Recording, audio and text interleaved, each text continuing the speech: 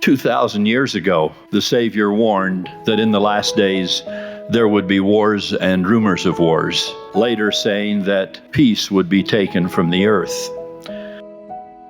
In a world tossed with tempest and not comforted, as Jehovah said it would be, how do we find what he called the covenant of peace?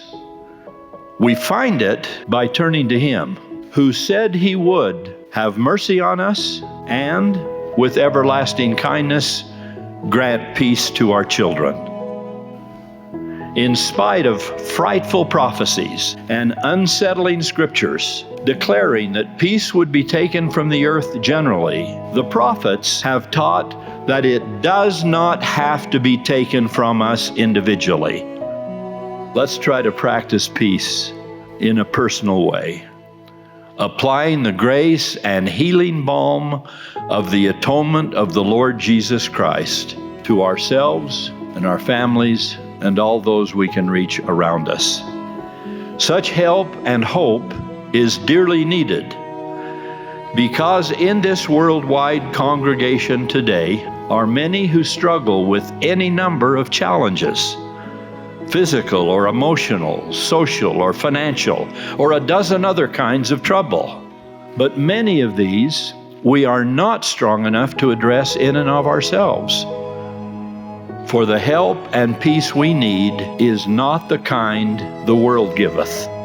No, for the truly difficult problems, we need what the scriptures call the powers of heaven. And to access these powers, we must live by what these same scriptures call principles of righteousness. And what are those principles?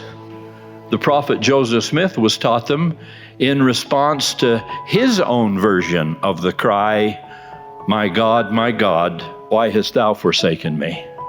In the cold, uncaring confinement of Liberty Jail, he was taught that the principles of righteousness included such virtues as patience, long-suffering, gentleness, and love unfeigned.